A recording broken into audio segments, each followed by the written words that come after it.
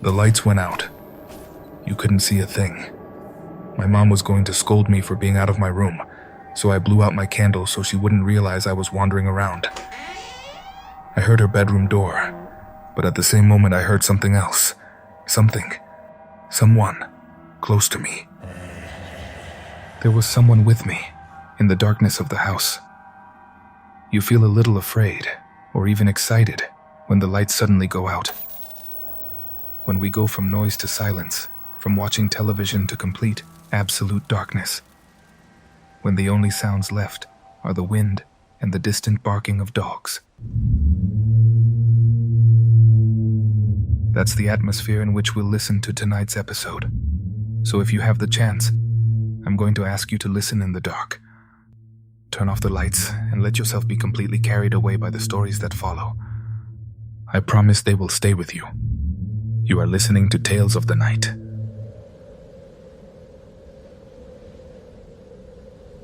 My mom always told me that in the house where we lived when I was a child, we had to be very careful about what we talked about, what we said, what horror movies we watched. Ghost stories were not told there at all, and when someone, a visitor, would bring up apparitions or tell stories about the supernatural, my mom would immediately ask them to change the subject. She said this not only about our house, but about the entire block. My mom went to see those lots before the houses were built. And well, I don't know what she saw. I don't know what was there before the housing development. But she lived with that fear the entire time we were there. And several times there were events that made me confirm that her fears were more than well-founded. This time, I want to tell you about the first thing that happened to me. It was precisely one night when the power went out, something that happened 2 or 3 times a year. And when it did, it stayed out the whole damn night. There were many tall trees in our backyard, so it became impossible to see anything when that happened. Not even moonlight came through. We each went to our rooms with a supply of candles, and we never lit more than necessary, on my mom's orders. She said we had to learn to coexist with the darkness, without depending on candles. She said we never knew when a blackout might catch us off guard. But when I went to my room, I would light my candles, stuff the gap under the door so my mom wouldn't notice, and light one to see by and one to read. I always had books hidden, ghost books, and that particular night I'm telling you about was no different. I was reading when I heard my mom's voice outside my room. I quickly blew out my candles before she could notice. I heard her walk to her room, and without going in, she turned back. I realized she was tiptoeing, as if trying to make sure I was asleep. I couldn't see anything. On top of the darkness, I had been dazzled from looking directly at the candle when I blew it out. "Mario, come quickly, don't make a sound." Something was happening. Something was going on for my mom to speak to me that way. I removed the towels I had placed under the door and opened it. I couldn't see anything, but I recognized my mom's hand as it took mine and pulled me. With a shh, she signaled me not to make noise, and we tiptoed forward. I was very nervous by now, but I followed her without hesitation, afraid of whatever was happening. Something was in the house, something strange. I noticed we were heading toward the back door. We were heading toward the yard. I heard footsteps behind me in my mom's room. There was something in her room. Her door opened. I could just make it out. I squeezed my mom's hand and we quickened our pace. "Mario, where are you going?" My mom spoke to me. From her room, lit by a candle. Whatever was holding my hand let go. The back door swung open without a sound, and I only heard footsteps running off into the darkness. I could have sworn I also heard laughter fading away into the darkness of the trees. My mom ran to embrace me. I think I fainted, because I remember nothing until I woke up in the early hours of the morning, in my mom's bed, and she was still praying in the darkness. We didn't talk about it for a long time. I don't know why I didn't want to, and neither did she. But it was the first time I truly understood how serious her warnings were.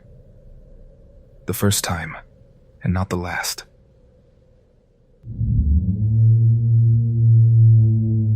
There's something else I always ask of you. Something that would make me very happy.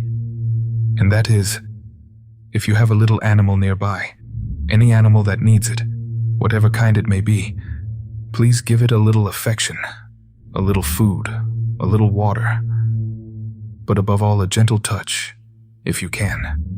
Because there are so many street animals out there, especially dogs and cats, that will die without ever knowing what it is to receive a human's love. So, if you can, do it. And believe me, it's not only a gift from me, it's a gift for yourselves as well.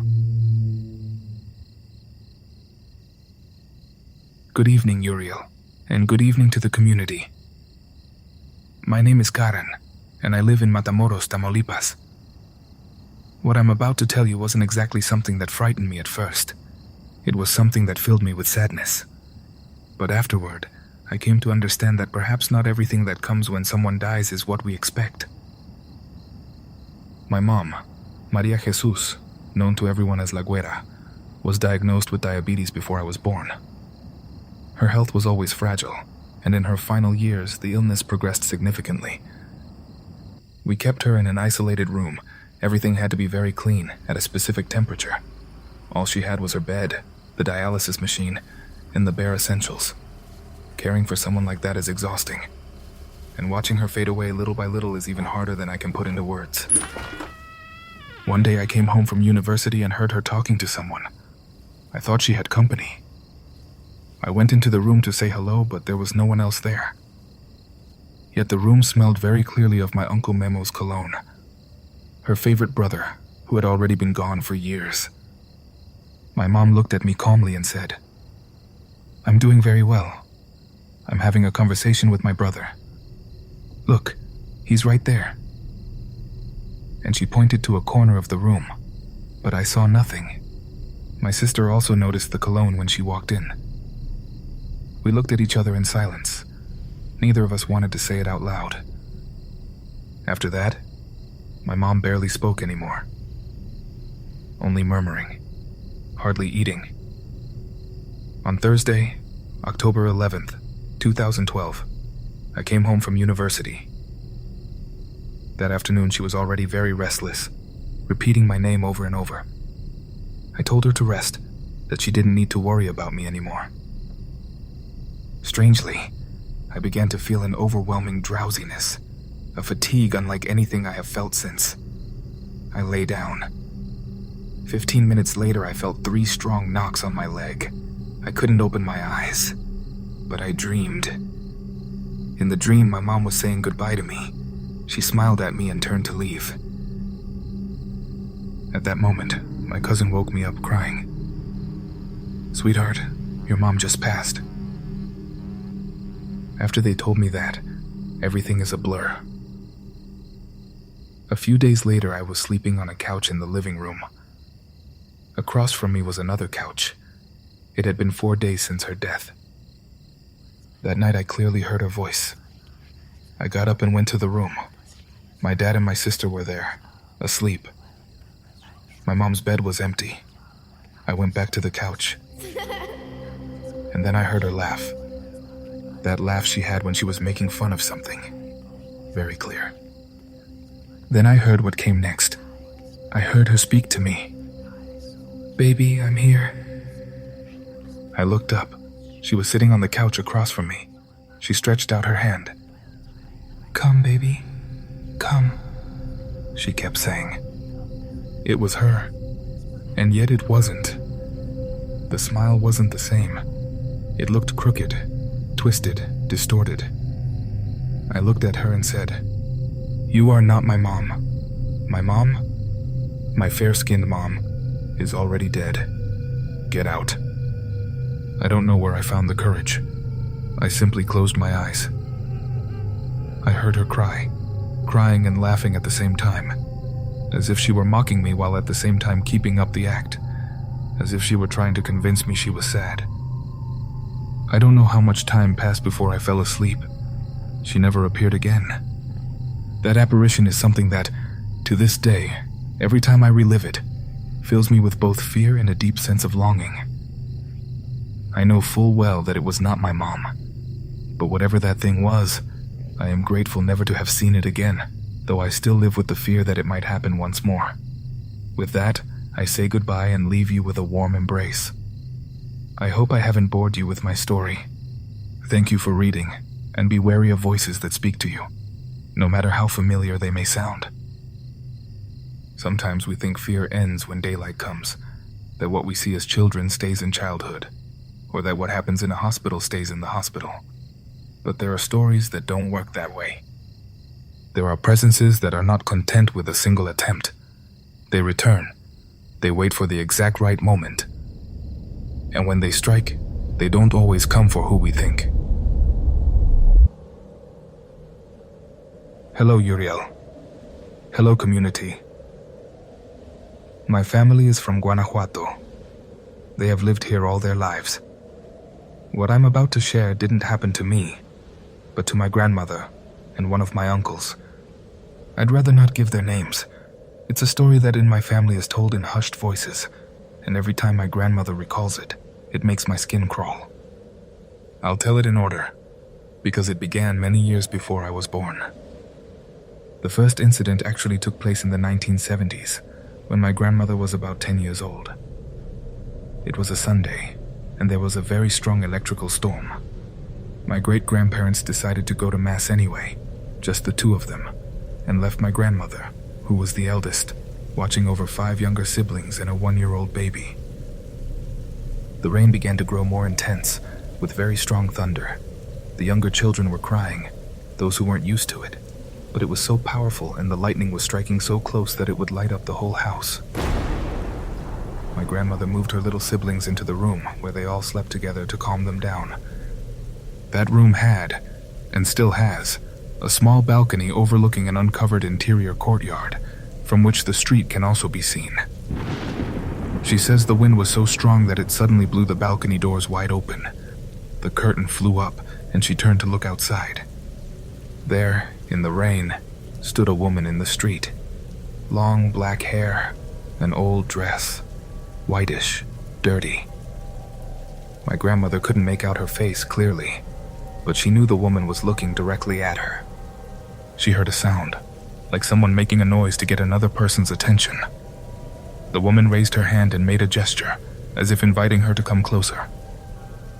My grandmother says she felt afraid, but also something strange, a kind of curiosity, a very difficult urge to resist, to open the door, to let her in.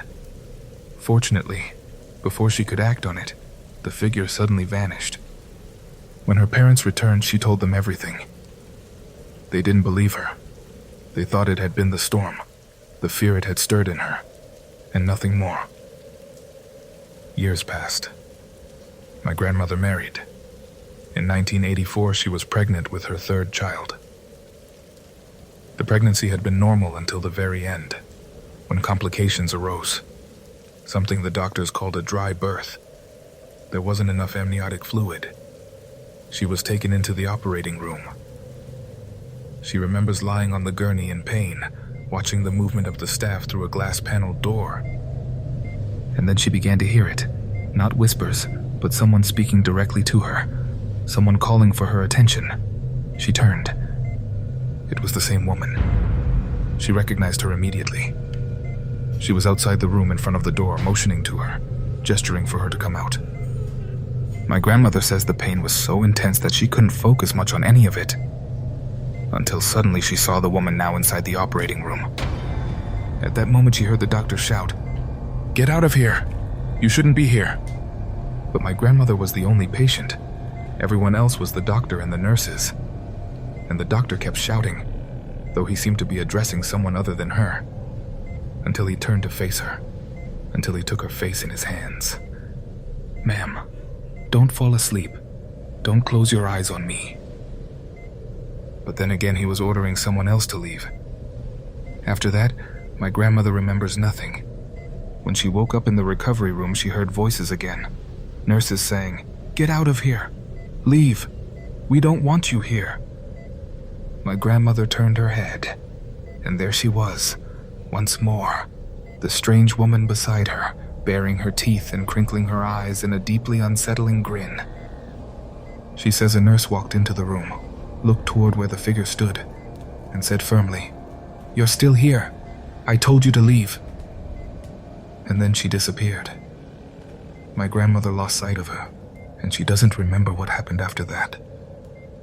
My grandmother genuinely believed she would never encounter her again, but in that, she was wrong. Days later, she returned to sleep at her parents' house, in the same room from whose balcony she had seen that woman as a child. That night, she sat on the bed holding her newborn in her arms. Her sisters were sleeping soundly around her. Then the noise began, banging, crashing, as if something were moving with violent force inside the room in total darkness. From outside, my great-grandparents could hear the commotion. They tried to open the door. They couldn't. Something was holding it shut from inside.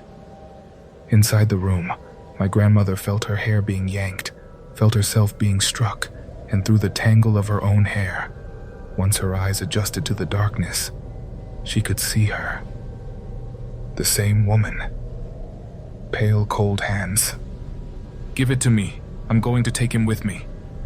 She was trying to tear the baby from my grandmother's arms, insulting her, calling her a fool. My grandmother held her son with every bit of strength she had and did not let go. Her sisters never woke up. When the door finally gave way, my great-grandfather felt something rush past him, a collision against his shoulder, as if someone were fleeing the room at full speed. They found her scratched, disheveled, in tears. "They wanted to take my baby." It was all she could repeat, over and over. After that, the woman never appeared to her again, or at least, that's what my grandmother has always said. But there is something else that happened years later, something that involves that same baby they had tried to take, and I'm still not sure I'm ready to tell that part. Perhaps it's not the right moment, but there are more stories to tell. I'll be in touch again. Hello, Uriel and community. I'm from Guadalupe, Zacatecas. I've always felt that this city holds a story in every alley. The city center, the sandstone walls, the staircases that climb up between the hills. At night, everything looks different. A few years ago, I went out drinking with some friends and we ended up at a bar called La Escondida. Late into the night, one of them invited us to keep the evening going at his place, just a few streets away, and we agreed. To get there, we had to climb through several alleyways I didn't know. Between stairways and passageways, I fell behind because my wallet dropped, and I spent a while picking up papers, a little dazed. When I looked up, I saw one of my friends rounding a corner up ahead. "Wait up!" I shouted, but he didn't answer. I quickened my pace and turned the corner, but the alley was a dead end. There was no one there. I stood still for a moment, trying to understand how he could have disappeared in a matter of seconds. There was only a single yellow bulb hanging overhead, dimly lighting the sandstone walls. I thought maybe the house was one of the ones right there. I approached one that had a light on and raised my hand to knock. And then I heard the scream. It was a woman, a long, desperate cry. Not one of anger, but of pain. And then nothing. Silence. I tried to turn around, but I couldn't move. It wasn't ordinary fear. It was as if my body had simply stopped responding. Then I heard a metal door open behind me. The creak was slow. Then footsteps, slow as well, and they stopped right at my back.